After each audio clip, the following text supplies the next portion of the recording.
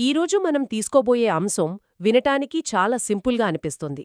కానీ దాని లోతుల్లోకి వెళ్తే మన హక్కులకు, ప్రభుత్వ అధికారానికి మధ్య ఉన్న అసలైన సంబంధం బయటపడుతుంది. అవును. ప్రశ్న ఇదే: మన ప్రాథమిక హక్కులను కాపాడటానికి భారత రాజ్యాంగం ప్రకారం రాజ్యం అంటే ఎవరు, ఏమిటి? చాలా ముఖ్యమైన ప్రశ్న. దీనికోసం మన దగ్గర కొన్ని న్యాయపరమైన విశ్లేషణలున్నాయి, కొన్ని మైల్రాయి లాంటి కోర్టు కేసులు వివరాలు కూడా ఉన్నాయి. ఈ చర్చలో మనం రాజ్యం అనే పదం కేవలం పార్లమెంటు, అసెంబ్లీలకే పరిమితం కాదని తెలుసుకుంటాం. దాని పరిధి చాలా పెద్దది. ఇక్కడే అసలు విషయం మొదలవుతుంది. రాజ్యమంటే ప్రభుత్వం మాత్రమే కాదు, కొన్నిసార్లు పెద్ద పెద్ద కార్పొరేషన్లు, చివరికి మన హక్కులను కాపాడాల్సిన న్యాయ వ్యవస్థ కూడా ఈ గొడుగు కిందకు వస్తుందా రాదా అనేది ఒక పెద్ద చిక్కుముడి. అవును, అది చాలా సంక్లిష్టమైనది. మన ప్రాథమిక హక్కులకు భంగం కలిగినప్పుడు మనం ఎవరి చొక్కా పట్టుకుని నిలదీయగలం అనేది ఈరోజు మనం తేల్చుకోబోయే విషయం. దీనికంతటికీ ఆధారం రాజ్యాంగంలోని ఆర్టికల్ 12. ఆ ఒక్క ఆర్టికల్ అర్థం కాలంతో పాటు ఎలా పెరిగిందో చూద్దాం. సరే, మొదటి ప్రశ్నతో మొదలుపెడదాం. అసలు ఈ రాజ్యం అనే పదాన్ని నిర్వచించాల్సిన పనేంటి? ప్రాథమిక హక్కులు అంటే అందరికీ వర్తిస్తాయి కదా, ఎవరైనా వాటిని ఉల్లంఘిస్తే మనం కోర్టుకు వెళ్ళొచ్చు, అంతేనా? అక్కడే చాలామంది పొరబడతారు. ప్రాథమిక హక్కులు అనేవి ఒక పౌరుడికి మరో పౌరుడికి మధ్య ఉండే గొడవలను తీర్చడానికి కాదు. ఓహ్! అవి ప్రధానంగా అపారమైన అధికారమున్న రాజ్యం నుండి సామాన్య పౌరుణ్ణి రక్షించడానికి ఏర్పాటు చేసిన ఒక కవచం లాంటివి. ఈ విషయం state of West Bengal versus Subodh Gopal Bose కేసులో చాలా స్పష్టంగా బయటపడింది. ఆ కేసులో కోర్టేం చెప్పింది? ఆ కేసులో కోర్టు చెప్పిన మాట చాలా పవర్ఫుల్. రాజ్యాంగంలోని 3వ భాగం, అంటే ప్రాథమిక హక్కుల అధ్యాయం, రాజ్య చర్యల నుండి పౌరుణ్ణి కాపాడే ఒక బలమైన కవచమని చెప్పింది.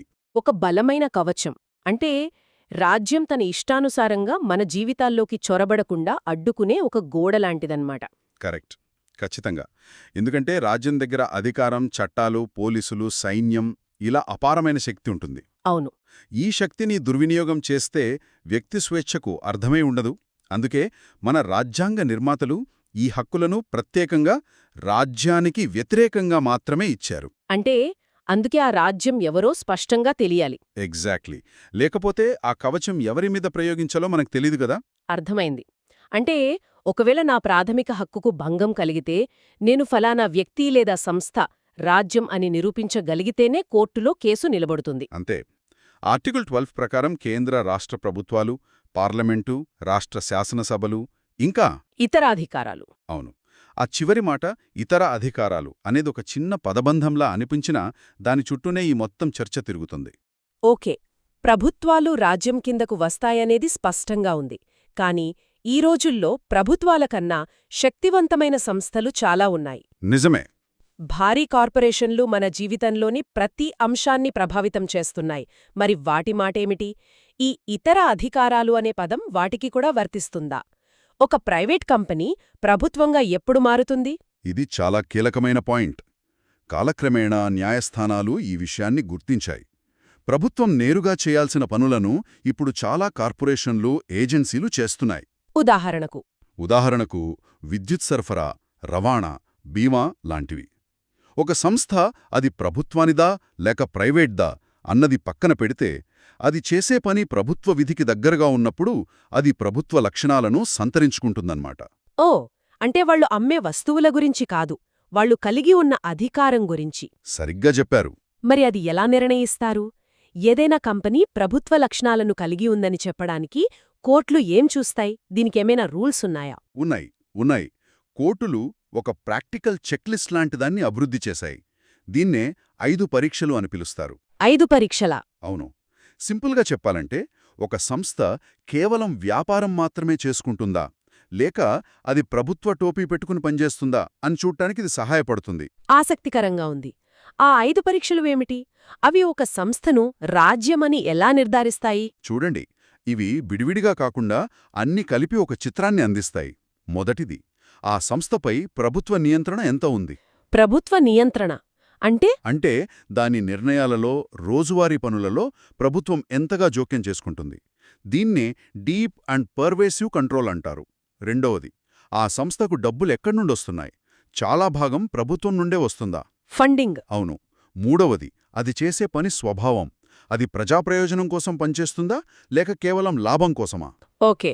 4వది, దానికి గుత్తాధిపత్యం ఉందా, అంటే ఆ రంగంలో అది ఒక్కటే పనిచేస్తోందా? చివరిగా 5వది, ప్రభుత్వం తన శాఖలలో ఒకదాన్ని ఆ కార్పొరేషన్గా మార్చిందా? ఈ 5 పరీక్షలు వినడానికి బాగున్నాయి, కాని ఆచరణలో ఇవి కొంచెం అస్పష్టంగా అనిపించవా? ఉదాహరణకు, ప్రభుత్వ నియంత్రణ అంటే ఎంత నియంత్రణ? దీనిపై కోర్టులకు స్పష్టమైన గీత ఉందా లేక కేసును బట్టి మారుతుందా? మంచి ప్రశ్న అడిగారు. నిజానికి దీనికి ఖచ్చితమైన సమాధానం లేదు. ఇది కేసును బట్టి మారుతుంది. ఏ ఒక్క పరీక్ష కూడా ఫైనల్ కాదు. అంటే అన్నీ కలిపి చూడాలి. అవును, కోర్టులు ఈ 5ంటినీ తూకం వేసి చూస్తాయి. ఉదాహరణకు, లైఫ్ ఇన్షూరెన్స్ కార్పొరేషన్ అంటే ఎల్ఐసి లేదా oil and natural gas corporation ONGC లాంటి సంస్థలను తీసుకుందాం. సరే. అవి పార్లమెంటు చట్టం ద్వారా ఏర్పడ్డాయి, వాటిలో ప్రభుత్వానికి పెద్ద వాటా ఉంది, అవి ప్రజా ప్రయోజనం కోసం పనిచేస్తాయి. అందుకే కోర్టులు వాటిని రాజ్యంగా గుర్తించాయి. అంటే ఎల్ఐసి తన ఉద్యోగి ప్రాథమిక హక్కులను ఉల్లంఘిస్తే ఆ ఉద్యోగి నేరుగా కోర్టుకు వెళ్లవచ్చు. ఖచ్చితంగా. అది ఒక చిన్న ప్రైవేట్ కంపెనీ అయితే ఆ అవకాశం ఉండదు. అర్థమైంది. అంటే ఒక సంస్థ వెనుక ప్రభుత్వం ఉండి అది ప్రభుత్వ పనులు చేస్తూ ప్రభుత్వ నిధులతో నడుస్తుంటే అది ప్రాథమిక హక్కుల విషయంలో జవాబుదారీగా ఉండాల్సిందే. ఇది నిజంగా హక్కుల పరిధిని చాలా విస్తృతం చేస్తోంది. అవును. సరే, కార్పొరేషన్లను కూడా జవాబుదారీగా చెయ్యొచ్చు అనేది అర్థమైంది. కాని అసలీ హక్కులను కాపాడాల్సిన న్యాయ వ్యవస్థ మాటేమిటి? ఒకవేళ కోర్టే మన హక్కును కాలరాస్తే ఎవరికి చెప్పుకోవాలి? ఇక్కడే అసలు సమస్య మొదలవుతుంది కదా. మీరు అసలైన చిక్కుముడిని పట్టుకున్నారు. ఇది ఆర్టికల్ 12కు సంబంధించిన అత్యంత సంక్లిష్టమైన ప్రశ్న. ఈ ప్రశ్న Naresh Sridhar Mirajkar versus state of Maharashtra కేసులో సుప్రీంకోర్టు ముందుకొచ్చింది. మరి ఏం తేలింది? ఇక్కడ ఆశ్చర్యకరమైన విషయం ఏంటంటే, కోర్టు దీనికి అవును లేదా కాదు అని సూటిగా చెప్పలేదు.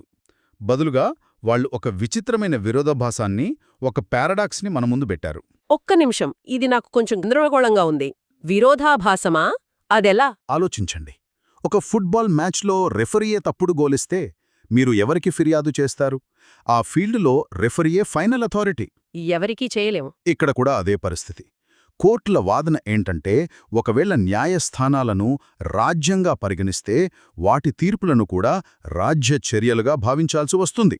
ఒకవేళ ఒక కోర్టు తీర్పు మీ ప్రాథమిక హక్కును ఉల్లంఘిస్తే అప్పుడు మనం దాన్ని సవాల్ చేయగలగాలి. అవును, రాజ్యాంగంలోని ఆర్టికల్ 32 కింద సుప్రీంకోర్టులో సవాలు చేయగలగాలి. ఆర్టికల్ 32 అంటే మన ప్రాథమిక హక్కులకు భంగం కలిగితే నేరుగా సుప్రీంకోర్టు తలుపు తట్టగలగాలి అనే మన ప్రాథమిక హక్కు కరెక్టేనా? అవును, అదే.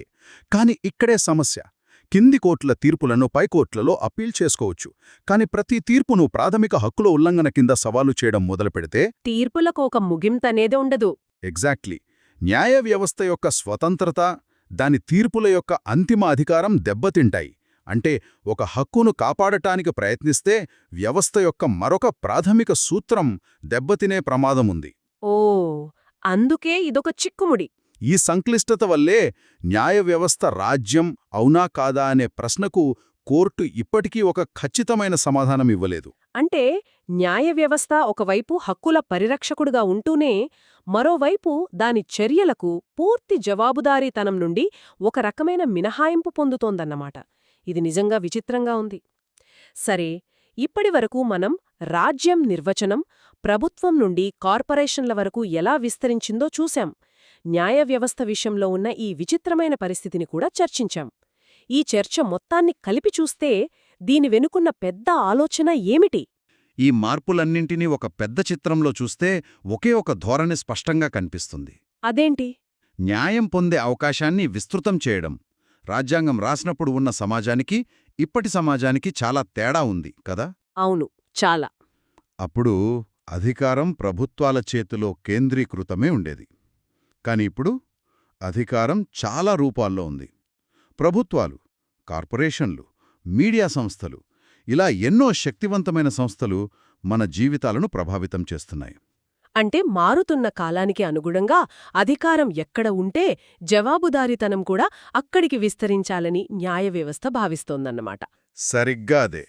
రాజ్యం మరియు ఇతర అధికారాలు అనే పదాల అర్థాన్ని విస్తృతం చేయడం ద్వారా న్యాయ వ్యవస్థ మరింత ఎక్కువ మందికి తమ హక్కులను కాపాడుకునే అవకాశాన్నిస్తుంది. అంటే న్యాయం యొక్క పరిధిని పెంచుతున్నారు. అవును. ఒకప్పుడు కేవలం ప్రభుత్వానికి వ్యతిరేకంగా మాత్రమే పోరాడగలిగేవారు.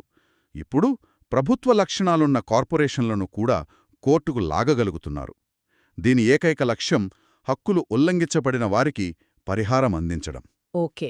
రాజ్యాంగంలో రాసుకున్న రక్షణలు కేవలం కాగితాలకే పరిమితం కాకుండా వాటిని నిజ జీవితంలో ప్రజలకు ఉపయోగపడేలా అర్థవంతంగా మార్చడమే దీని వెనకున్న అంతిమ ఉద్దేశం.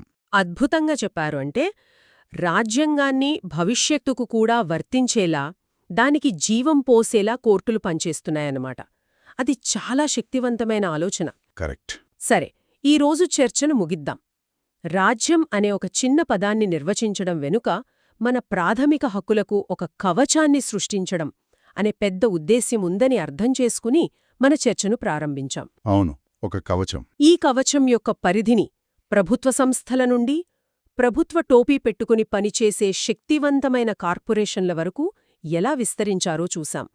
దీనికోసం కోర్టులు ఉపయోగించే 5 పరీక్షల చెక్లిస్ట్ గురించి తెలుసుకున్నాం. అవును. అలాగే హక్కులను కాపాడాల్సిన న్యాయ వ్యవస్థ కూడా ఈ నిర్వచనం కిందకు వస్తుందా అనే పరిష్కారం లేని ఆలోచింపజేసే ప్రశ్నను కూడా స్పృశించాం. ఇప్పుడు ముగించే ముందు ఒక ప్రశ్న. జవాబుదారీతనం యొక్క పరిధిని విస్తరించాలనే స్పష్టమైన ధోరణి ఈ విశ్లేషణలో మనకు కనిపిస్తోంది. నిజమే. రోజుల్లో అధికారం యొక్క కొత్త రూపాలు పుట్టుకొస్తున్నాయి. ఉదాహరణకు, మన జీవితాలను, మన అభిప్రాయాలను, చివరికి మన ప్రజాస్వామ్యాన్ని కూడా శాసించే భారీ టెక్ కంపెనీలు, సోషల్ మీడియా ప్లాట్ఫామ్లు. అవును, చాలా పెద్ద సమస్య అది. ఇవి సాంకేతికంగా ప్రైవేట్ సంస్థలే అయినా వాటి ప్రభావం ఏ ప్రభుత్వం కన్నా తక్కువ కాదు. మరి మన ప్రాథమిక హక్కులు సురక్షితంగా ఉన్నాయని నిర్ధారించుకోవడానికి భవిష్యత్తులో రాజ్యం నిర్వచనం ఇంకెలా మారవలసి ఉంటుంది? ఫేస్బుక్, గూగుల్ లాంటి కొత్త ఇతర అధికారాలను కూడా ఈ కవచం కిందకు తీసుకురావలసిన అవసరముందా? దీని గురించి ఆలోచించండి.